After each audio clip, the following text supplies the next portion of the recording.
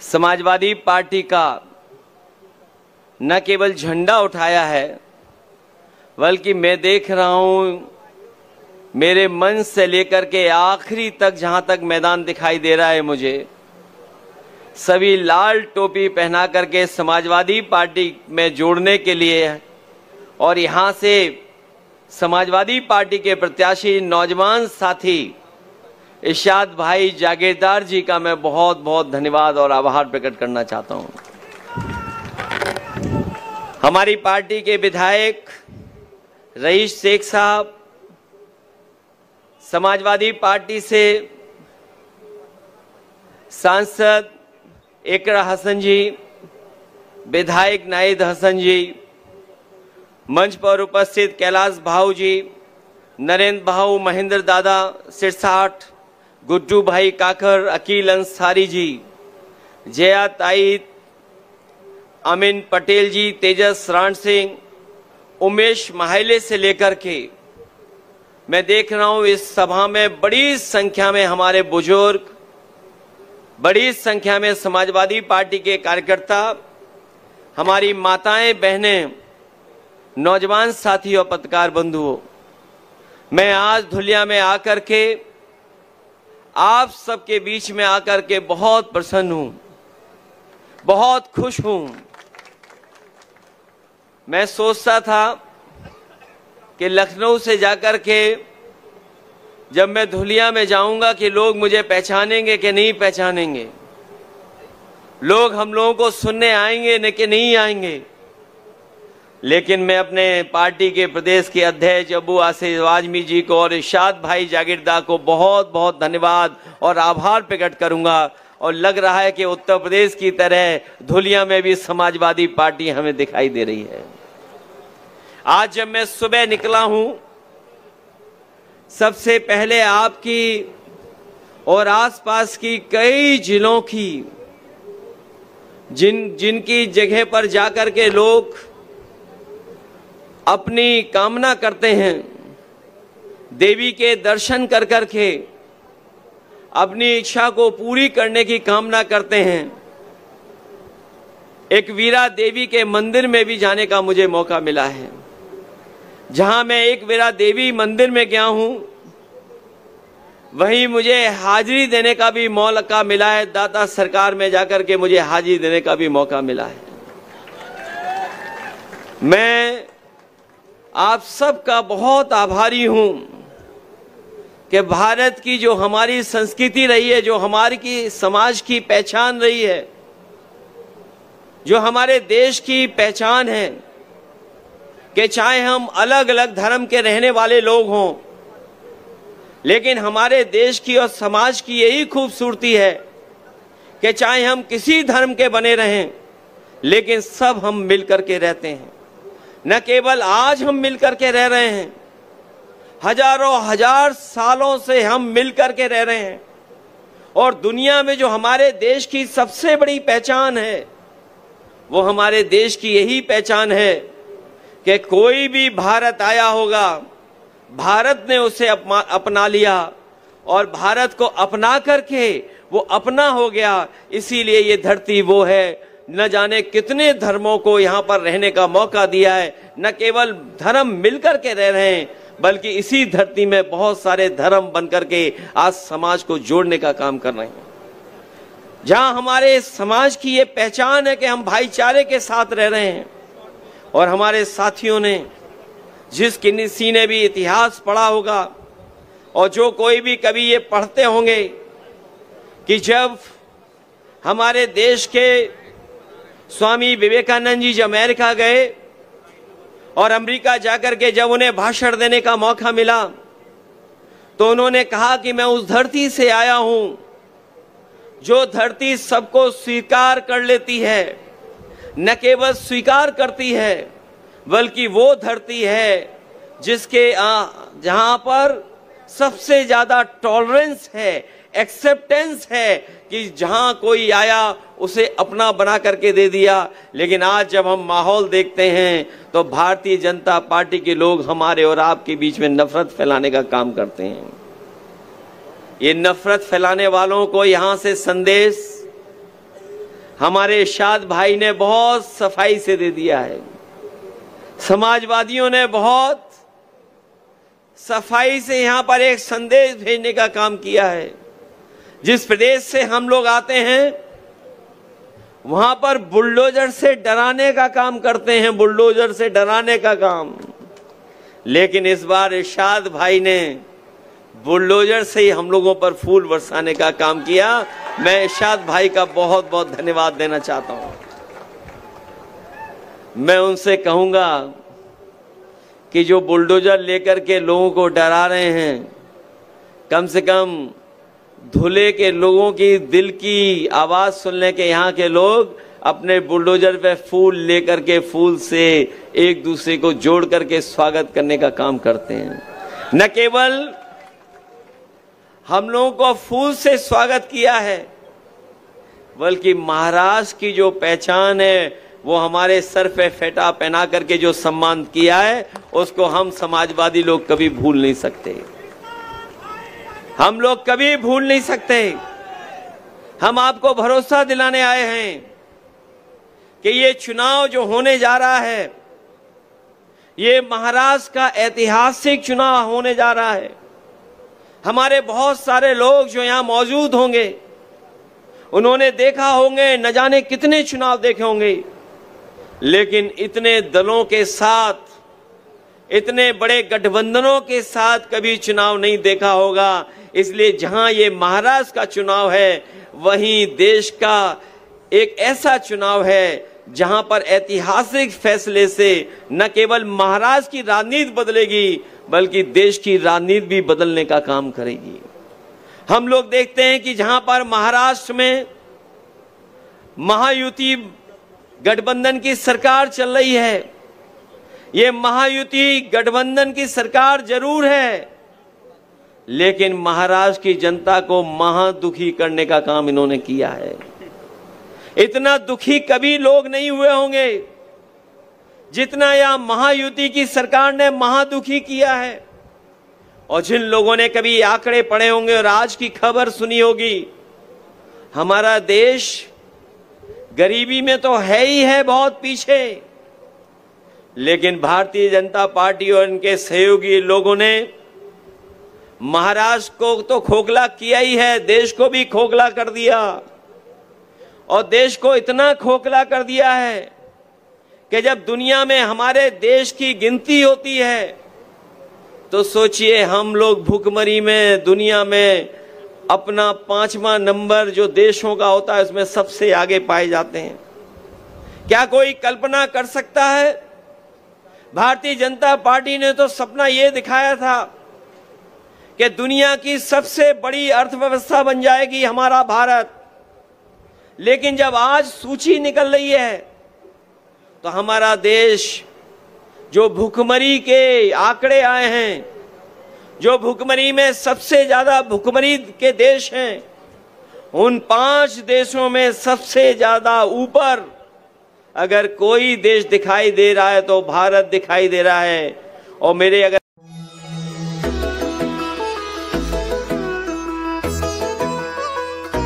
से अच्छा काम कर रहे हैं, वहां भुखमरी नहीं है, लेकिन हमारे देश में भुखमरी उन देशों से ज्यादा भी दिखाई दे रही है।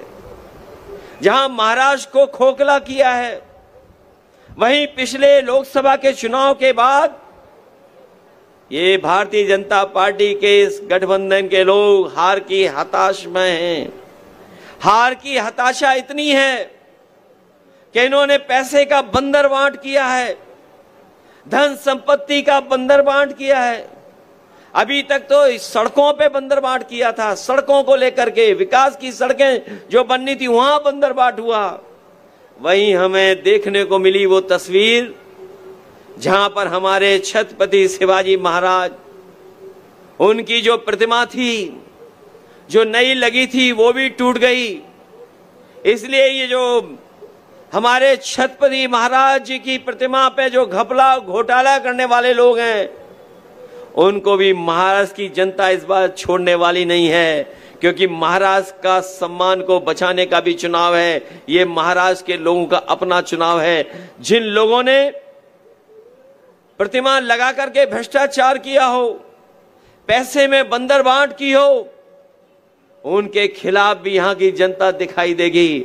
और यहां तो सब लोग जानते हैं, ये जो महाराष्ट्र की महायुति सरकार चल रही है, ये जनता की चुनी हुई सरकार नहीं है। इस सरकार को इन्होंने हथियाने का काम किया है। क्या बताओ, आपको नहीं पता कि सरकार तो चुनी गई थी किसी और की। न केवल सरकार गिराई, पार्टी तोड़ी और ऐसा धंधा किया है कि पूरी की पूरी सरकार भी हत्या ली।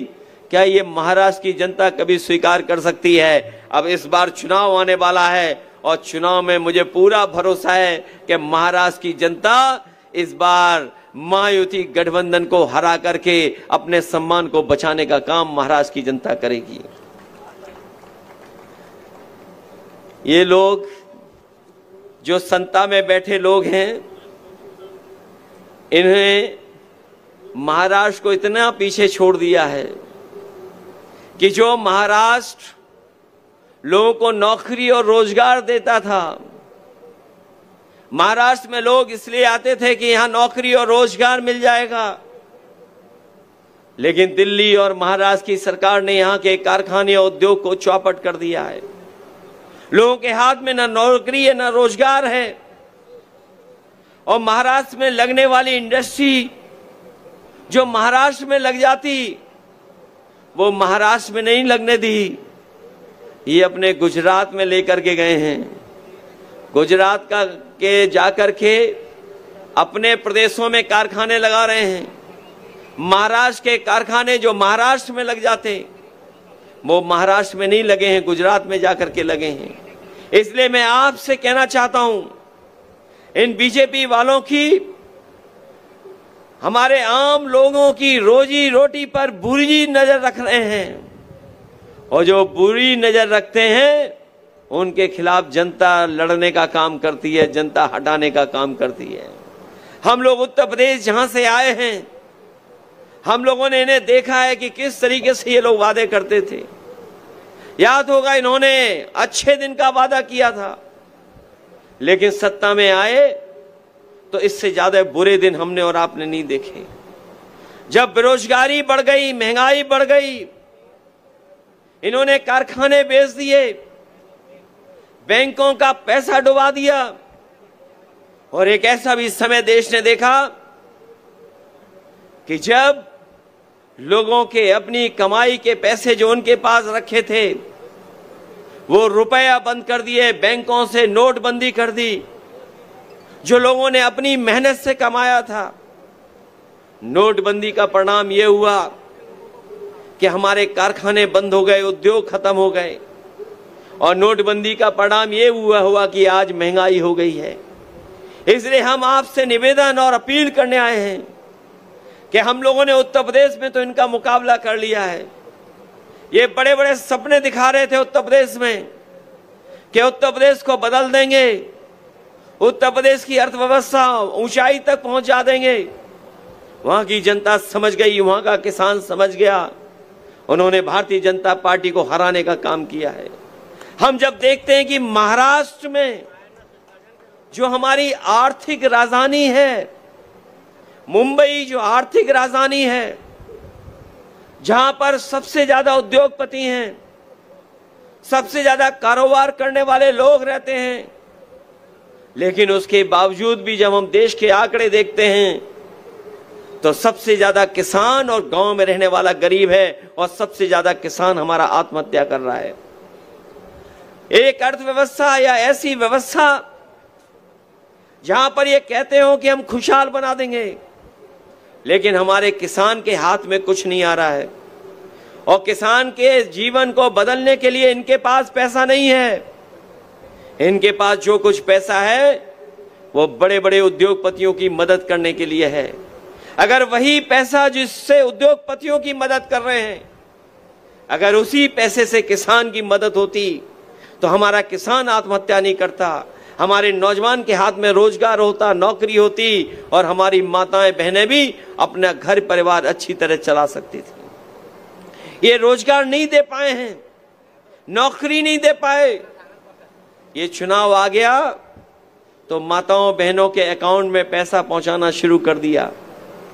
अगर सबसे पहले किसी ने देश में अपनी माताओं बहनों के अकाउंट में पैसा पहुंचाने का काम किया था तो समाजवादी लोगों ने पहुंचाने का काम किया था।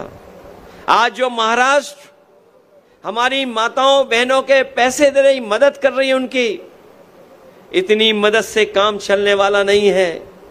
जब महंगाई इतनी हो, हमारे पैसे की कीमत गिर गई हो, तो हमें उसका दोगुनी मदद करनी चाहिए, तभी जाकर के हमारी माताओं बहनों का थोड़ा सम्मान हो पाएगा।